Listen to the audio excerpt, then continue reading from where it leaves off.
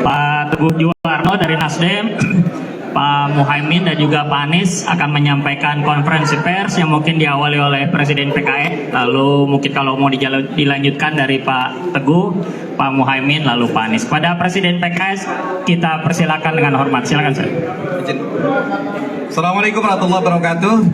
Selamat siang, salam sejahtera untuk kita semuanya yang sama-sama kita hormati, kita banggakan bakal calon Presiden Republik Indonesia Pak Anies Rashid Baswedan.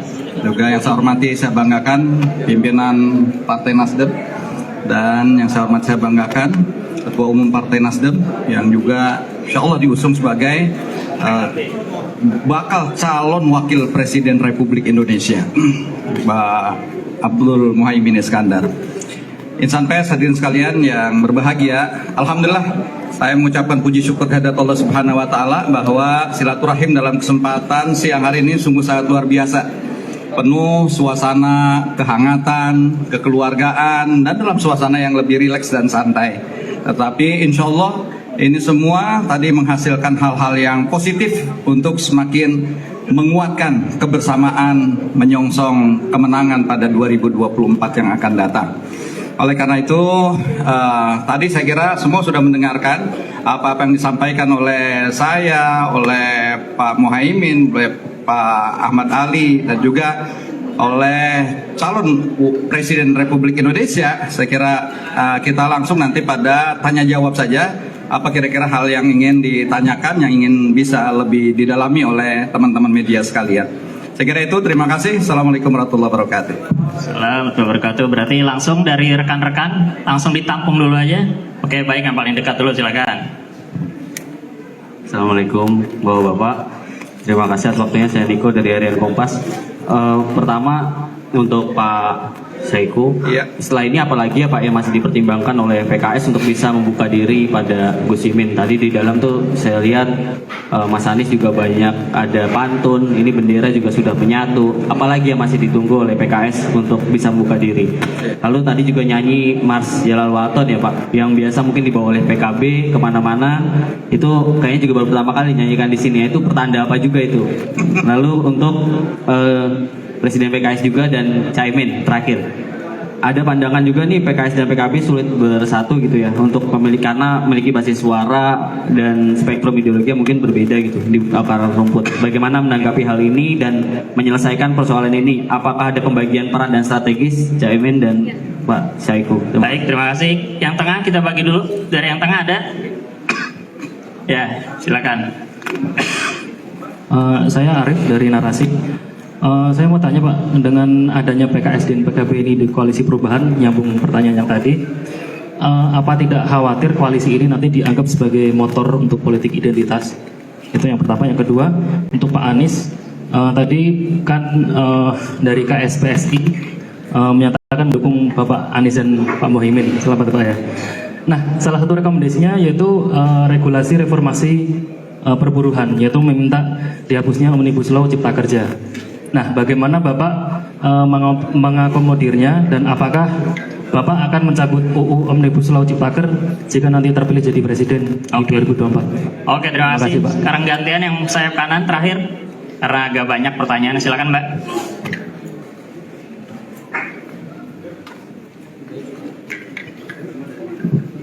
Assalamualaikum, izin Pak, saya Bella dari CNN TV. Yang pertama terkait dengan hari ini pertemuan silaturahmi 3 partai, berarti artinya PKS sendiri sudah konkret, tinggal menunggu deklarasi ataupun pengumuman dari Majelis Syuro, atau ada mekanisme selanjutnya. Yang kedua terkait dengan ini soal isu Pak, kemarin kan sempat terjadi rusuh di Batam di kampung warga Rempang. Tanggapan dari Pak Anies dan Caimin supaya tidak terjadi hal tersebut kembali, apalagi mengenai anak-anak sekolahan begitu gas air matanya. Terakhir, boleh sedikit tanggapan terkait dengan Presiden Jokowi yang meminta capres-cawapres tidak ikut dalam kabinet ketika lagi masih menjabat ataupun nanti masuk ke dalam KPU dan mengambil cuti begitu, dan tidak menggunakan anggaran negara. Dari Caimin dan Pak Anies, bagaimana tanggapannya? Terima kasih. Baik, terima kasih. Cukup 3 ya. Silakan dari Presiden atau Pak Anies, Pak Muhaimin, atau Pak Teguh. Baik, saya terkait pertanyaan ke saya adalah apa langkah selanjutnya akan dilakukan oleh Partai Keadilan Sejahtera ya. Jadi saya tegaskan bahwa tadi silaturahim ini luar biasa, penuh kehangatan, dan saya tadi sampaikan ini banyak hal-hal yang positif. Saya kira suasana yang tadi terjadi di dalam ruangan ini, insya Allah ini akan saya sampaikan kepada Musyawarah Majelis Syuro dalam waktu dekat ini, itu bahwa kita sudah semakin erat, semakin memiliki chemistry, dan inilah suasana yang insya Allah akan kita coba laporkan kepada Musyawarah Majelis Syuro. Mudah-mudahan kita tanpa mendahului apa yang diputuskan oleh Majelis Syuro, mudah-mudahan dengan apa yang digambarkan, mudah-mudahan ini insya Allah betul-betul sesuai dengan harapan dari koalisi ini.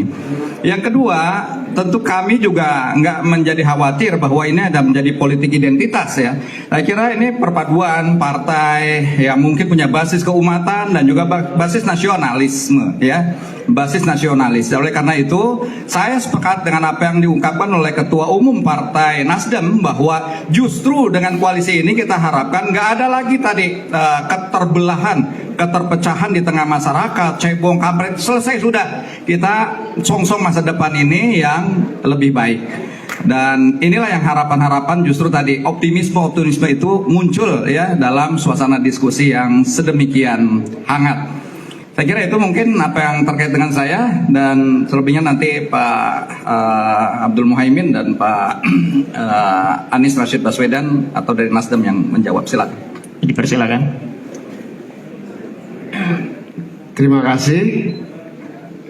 Yang pertama tadi soal basis dukungan, bahwa PKS, PKB memiliki kelebihan dan kekurangan masing-masing di dalam basis dukungan. Tentu justru perbedaan inilah yang akan saling memperkuat dan insya Allah menjadi modal pemenangan pasangan ini, pasangan Amin. Yang kedua, kita sudah punya track record di DPR bersama PKS, tidak pernah mengedepankan politik identitas, tapi kita tidak bisa melepas dari identitas masing-masing. Jadi kita punya identitas masing-masing. Identitas saya dari Jawa Timur, Pak Saihu dari Jawa Barat. KTP-nya sama-sama Jakarta barangkali. Itu identitas kita. Kami di DPR bertahun-tahun dan kami sama-sama tidak pernah mengadu identitas, tetapi kami punya identitas masing-masing yang insya Allah akan menjadi kekayaan. Perbedaan itu memperkaya dan memperkuat kebinekaan Indonesia. Amin. Goodbye masa lalu, perbedaan-perbedaan yang nggak penting. Kita songsong masa depan untuk cepatnya terwujud pembangunan yang adil, makmur, dan sejahtera. Saya kira itu ya. Baik, dipersilakan Pak Anies atau Pak Teguh. Assalamualaikum warahmatullahi wabarakatuh. Yang saya hormati Presiden PKS, Ketua Umum PKB, dan calon Presiden Mas Anies Baswedan. Atas nama Partai Nasdem, saya mohon maaf karena tadi Wakil Ketua Umum dan beberapa petinggi partai ada hajat yang tidak bisa diwakilkan. Kami ingin menyampaikan penghargaan yang tinggi kepada PKS, dan sekali lagi kami sungguh berbesar hati atas sambutan yang penuh persaudaraan, persahabatan, dengan sajian yang mengenyangkan lahir dan batin. Masya Allah, kebulinya enak sekali. Semoga teman-teman media yang hadir juga tadi ikut merasakan kegembiraan ini.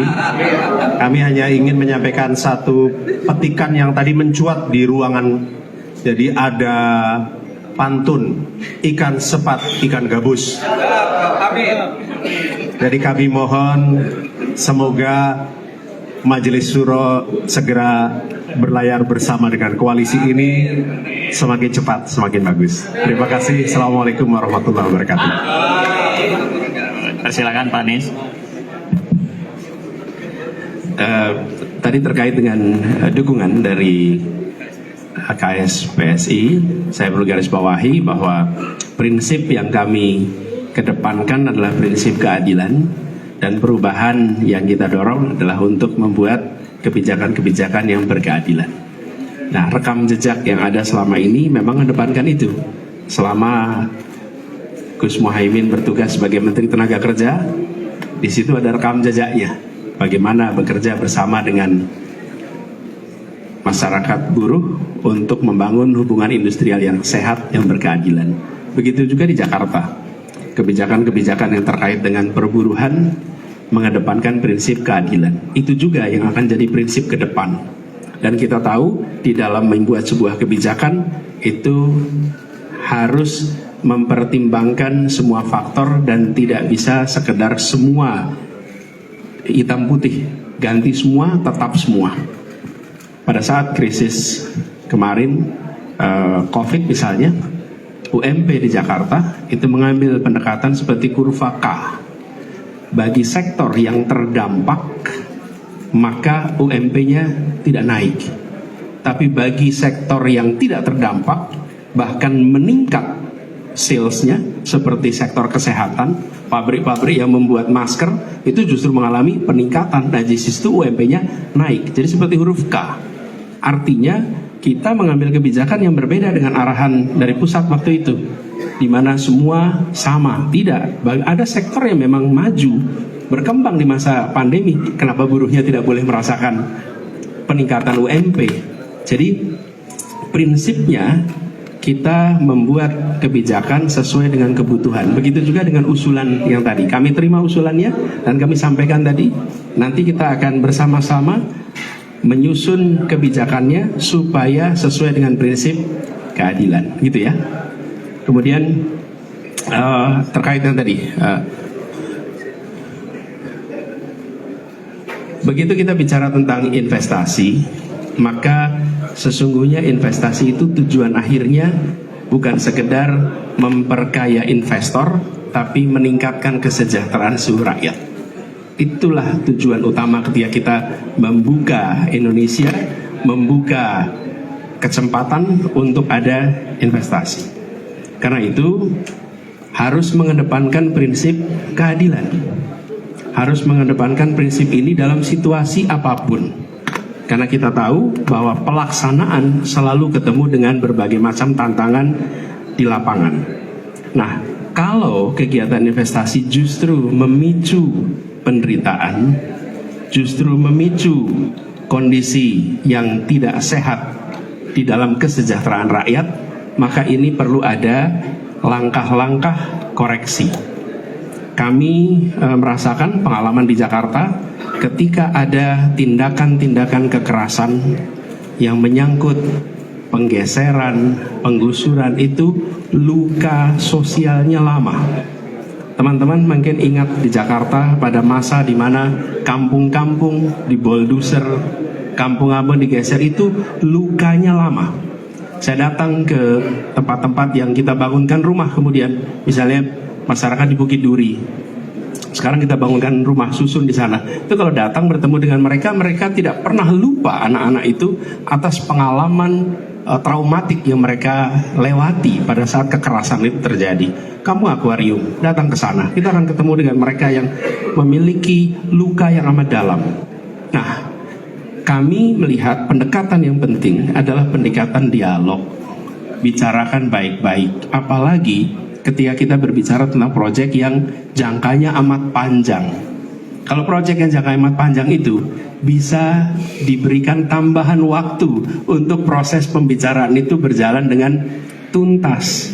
Jadi lebih baik dilakukan pembicaraan panjang, rumit, ribet, tapi melibatkan semua dan sampai pada kesimpulan yang diterima, baru kemudian eksekusi. Dengan cara seperti itu, maka kita akan bisa merasakan pembangunan yang prosesnya dirasakan sebagai proses yang baik, yang benar.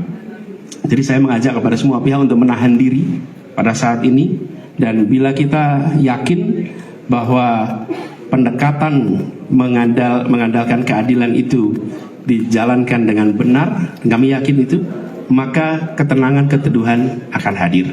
Jadi kami melihat penting sekali untuk mengedepankan proses yang damai, proses yang melibatkan semua, dan beri waktu ekstra sehingga proses dialog itu berjalan dengan baik. Kami melakukan banyak sekali pengalaman Jakarta ketika kita harus berdialog dengan warga itu panjang prosesnya, melalui fasilitasi yang tidak sebentar, tapi begitu tercapai kesepakatan, jalan ke depannya itu mudah sekali karena semua merasakan manfaatnya. Gitu ya jawaban saya. Terima kasih. Terima kasih. Tadi singkat saja mungkin